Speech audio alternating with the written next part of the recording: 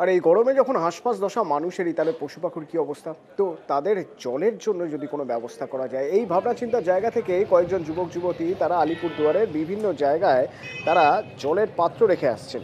আলিপুরদুয়ার শহরের বিভিন্ন জায়গায় জলের পাত্র রাখছেন, যাতে অন্তত পশু পাখিরা জল খেতে পারে। এই তীব্র গরমে তাদের অন্তত যাতে তেষ্টা মেটানোর কোনো ব্যবস্থা হয়, তার জন্য শহরের বিভিন্ন জায়গায় রাখা হচ্ছে জলের পাত্র।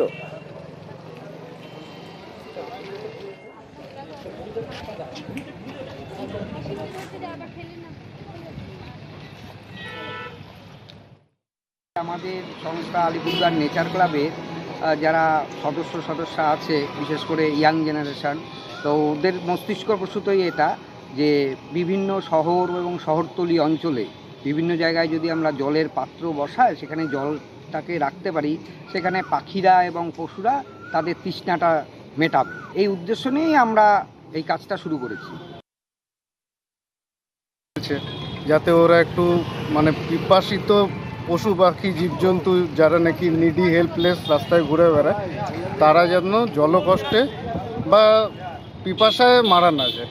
আরেকটা জিনিস হচ্ছে, বাড়ির সামনে সবাইকে একটা আবেদন, এটার মাধ্যমে সবাই দেখলে পরে বাড়ির সামনে ব্যক্তিগত উদ্যোগেও যাতে একটা জলের ব্যবস্থা পশু পাখিদের জন্য করে।